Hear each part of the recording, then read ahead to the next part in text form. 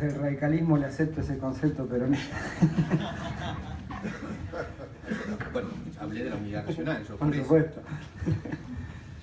Bueno, en primer lugar, celebro la posibilidad de estar en esta casa y poder hablar de un tema tan importante. Creo que en un país que está banalizando la discusión política en aras de gobernar bajo focus group cada 6 horas y decidir qué se dice y qué se hace, es saludable que una institución como la universidad plantee un debate político. Respecto al tema convocante, que tiene que ver con el diálogo social y el bien común, está claro que las experiencias en la Argentina no han sido del todo fructíferas. Quizás la única que tuvo algún viso de formalidad institucional es por allá por el año 73, cuando Héctor Cámpora era presidente y Bruno Welgerbar era el ministro de Economía, y se impulsa un acuerdo social mediante el cual había un compromiso de no subir los precios, no subir salario, la intención de que el salario fuera el 50% del PBI. Hubo un acuerdo salarial, sí, de un 13% promedio, creo que era algo así más o menos, y que poco a poco en el andar se fue cayendo este acuerdo social, producto de que el sector empresario no logró contener los precios como era su compromiso original. Después de la muerte de Perón claramente se derrumbó ese acuerdo social y la Argentina, cada vez que intentó algún tipo de acuerdo de diálogo en este sentido, terminaba fracasando porque se circunscribe siempre a una sola discusión, que es precio y salario, y en realidad un acuerdo social o un diálogo social tiene que involucrar una serie de temas, de cuestiones que hacen al orden y a la vida nacional. Y en esto del movimiento obrero es que creo que el desafío va a ser siempre generar agenda desde el movimiento obrero. Nosotros sostenemos desde hace tiempo, o por lo menos un sector del movimiento obrero que integra la asociación bancaria, que es la Corriente Federal, que se hace necesario que el trabajador y sus organizaciones sindicales salgan del corset que significa discutir nada más que salarios y discutir condiciones de trabajo, y ponga a disposición de todos un programa de gobierno que confronte, en este caso, con la ideología política de quien gobierna, que nosotros claramente la vemos alejada del interés común o del campo popular. ¿Por qué el sector de trabajadores tiene que dejar relegada solamente a la corporación política o a la corporación empresaria, como es en este caso? Todos sabemos que es un gobierno regado de CEOs en su gabinete que tiene por objeto claramente responder a las corporaciones de la actividad de la que provienen, y a partir de ahí es que se genera la agenda, y los trabajadores estamos ausentes de esa agenda. Por eso, en un marco de diálogo tienen que abordarse todos los temas, no solamente encorsetarse en precios y salarios. Porque los trabajadores generalmente no, el mundo se mueve con el capital por un lado, la fuerza del trabajo por otro, y un Estado que tiene que tener una actitud reguladora y corregir los desmanes que puedan haber. En este caso, nosotros hemos resignado como movimiento obrero la agenda en la gestión pasada estrictamente al sector político, producto de la división del movimiento obrero y con un empresariado ausente de la discusión.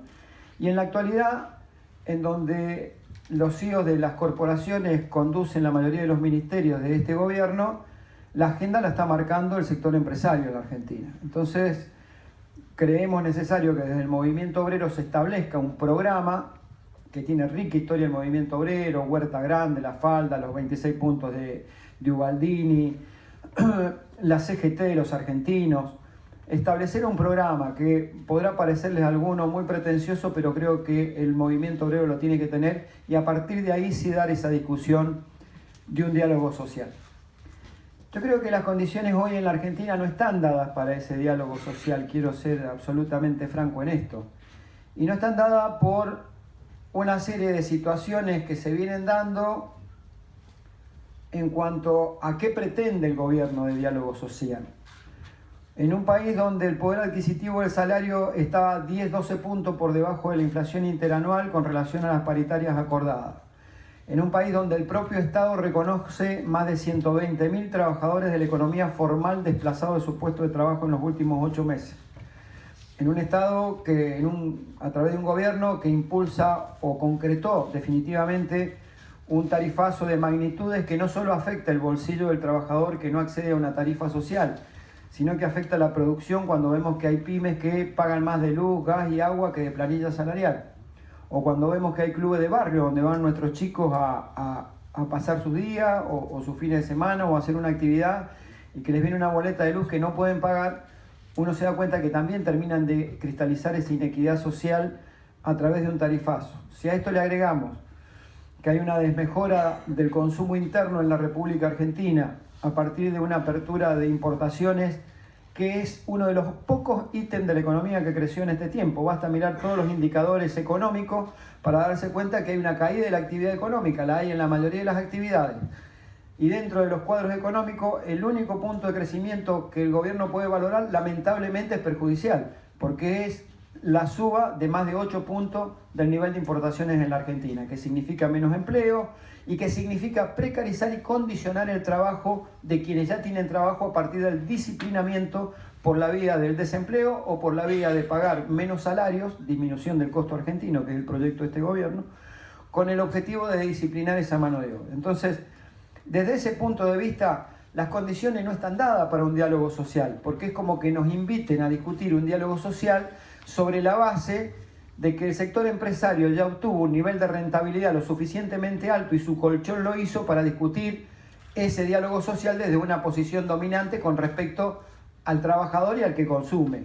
Y el propio Estado lo hace también cuando decide asociarse a las corporaciones en la Argentina, y de ahí que el diálogo social no es tal, porque son dos sectores que pujan sobre uno, que es el que menos fortaleza institucional tiene para esta discusión del diálogo social.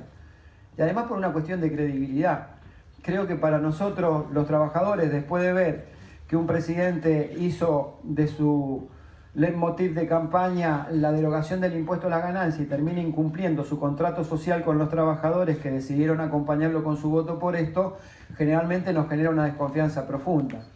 Y cuando vemos que la política económica se orienta hacia la apertura indiscriminada de importaciones, se ubica en un sector de la economía peligrosísimo, como es esto del puerta a puerta, que se vende como un gran logro porque antes de 8.000 paquetes que transportaba el correo, ahora transporta 25.000. Lo que no dicen es que esos paquetes que transportan son productos que quitan trabajo argentino y que provienen de países condenados por la OIT por trabajo esclavo. Entonces, cuando vemos que esta es la posición, bajar el costo argentino, disminución de salarios por vía de inflación, no necesitan sacar un decreto como el gobierno de la Rúa bajando el 13%. Han bajado más del 13% el poder adquisitivo por vía de inflación. Cuando vemos que la carga tributaria sigue siendo para el sector de los trabajadores, mientras hay permisividad o beneficio para otros sectores, uno llega a la conclusión de que tampoco existe confianza y que el gobierno tomó un camino diametralmente opuesto al que dice cuando pretende ser el adalid de la pobreza cero en la Argentina. La pobreza cero queda diametralmente opuesto precisamente al camino que ha tomado este gobierno. En ese marco, el diálogo social nos parece que es improductivo, cuanto menos serviría para los trabajadores y cuanto más serviría para que se cristalice la inequidad y la injusticia, consolidar la disminución del poder adquisitivo, consolidar el disciplinamiento del empleo a través de la cantidad de trabajadores que están saliendo del circuito formal, consolidar una economía de libre importación, de servicio y de nada de producción, y creo que no es el camino que los argentinos, aquellos que confiaron en el presidente actual, decidieron con su voto que era el rumbo que tenía que tomar este país. Por eso yo rescato las palabras del Papa cuando habla de la cultura del encuentro, porque esa cultura del encuentro va mucho más allá de un diálogo social. Esa cultura del encuentro lo que plantea es el encuentro detrás de un bien común. Y acá, en este diálogo que seguramente nos va a proponer el gobierno y que se está insinuando a través de distintos ministerios, claramente no va a haber esa amplitud que el Papa pide cuando habla de la cultura del encuentro. Ojalá sea en los términos en que lo plantea el Papa, porque sería discutir lo que dije al principio, discutir una agenda integral de los problemas argentinos y poder tener una agenda común. Para eso, en un diálogo social, el que tiene el peso mayor siempre es el más poderoso, el que más recursos tiene y el que genera a partir de su capital todas estas cuestiones de las que enumeré antes. El que genera trabajo, el que genera la posibilidad de una carga impositiva más distributiva y más justa que la actual, el que genera en cierta medida una relación de trabajo para que haya empleo decente en la Argentina y para que no tengamos el 33% de trabajadores en negro como en la actualidad. Porque si tenemos ese porcentaje de trabajadores en negro es porque hay un Estado que no controla y hay un sector empresario que es el responsable de tener a los trabajadores en negro. Esto hay que decirlo con absoluta claridad. Por eso no soy auspicioso en mi presunción de lo positivo que puede ser un diálogo social en la Argentina en estos términos, bajo las condiciones de este gobierno y en las condiciones actuales. Obviamente que creo en el diálogo y creo en la posibilidad de profundizarlo como instrumento necesario para el crecimiento de un país. No soy, por más que hoy sea uno de los principales sindicatos el que conduzco y el espacio en el que milito, que es la Corriente Federal, seamos quienes más estamos reclamando una medida de fuerza en la Argentina, no soy de los que se ponen contentos con un paro general. Porque es sinónimo que el diálogo fracasa. Un paro es el sinónimo del fracaso del diálogo. Lamentablemente del otro lado no hay con quién dialogar, por eso se termina concluyendo en una medida de fuerza, por eso se termina planteando esta cuestión de que hoy está tan en tapete, ¿no? Ayer estaba en un programa de televisión y por ahí me pasaban las imágenes de un diputado que yo lo respeto, que es Sergio Massa, del espacio del Vasco de Mendiguren, que siempre tiene una actitud proactiva al diálogo o al debate, donde decía que pedía prudencia en los dirigentes sindicales y al gobierno, y creo que es de manual lo que decía. El problema es que venimos atrasados con esto, ¿no? Este es un gobierno que lamentablemente ha entendido por la vía de la presión lo que tiene que significar las concesiones que tendría que dar por la vía del diálogo y el razonamiento. Un gobierno que cuando asiste al Parlamento para sacar una ley, al no tener los votos suficientes, termina cambiando su ley por promesas de dinero. Hasta ahora son nada más que promesas, no es un gobierno a promesa. Te doy tanto para obra pública, te restituyo el 15% de la coparticipación, te puedo dar más plata en el presupuesto o distribuimos el presupuesto de otra forma. Entonces termina cediendo ante la presión de la corporación política. Es un gobierno que uno suponía que en el inicio de su gestión podía tener una ayuda al sector empresario porque viene de esa clase empresaria el presidente. Sin embargo, yo que sepa, la liquidación de exportaciones que tenían previstas se le hicieron después que sacó la resolución por la cual eliminó las retenciones al campo, disminuyó en algunos otros sectores como la minería los impuestos, y recién ahí se produjo la liquidación de exportaciones. Quiere decir que es un gobierno que ha actuado bajo presión. Hasta aquí el único que no lo ha presionado es el sector de los trabajadores, y por eso quizás estemos pagando mayoritariamente el ajuste. Esa transferencia de recursos del bolsillo del Estado al sector empresario por el tema de las retenciones no se vio reflejada en una disminución de precios en la Argentina, por lo menos que yo sepa. Tampoco se vio reflejada en el incremento sustancial de la tasa de ocupación en esos sectores. Tampoco hemos visto que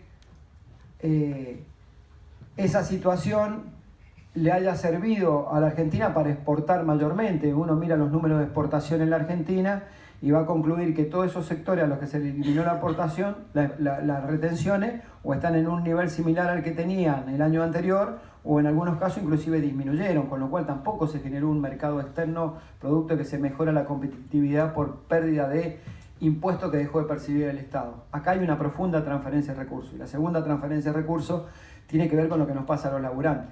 Cuando los acuerdos salariales están en el orden del 32-33% de la inflación interanual, reconocida por el propio ministro de Economía en Estados Unidos, dice que es del 42%, yo creo que es más, pero dice el 42%, estamos hablando que hay 10 puntos del bolsillo de los trabajadores y el consumo interno que terminó en una maximización de rentabilidad del sector empresario. Con todo esto, ¿qué quiero decir? Que si bien el diálogo es fructífero, uno apuntaría a que esto sea así, no veo las condiciones dadas, mucho más con una inflación alta. Y en esto yo pido especial atención porque hoy el discurso de las buenas noticias dice que la inflación baja. La inflación baja porque empieza a haber recesión y eso es condicionante del mercado por un lado. Y segundo, porque la inflación no bajó por un programa de macroeconomía que llevara adelante un proyecto por el cual iba a haber una disminución de la inflación con producción.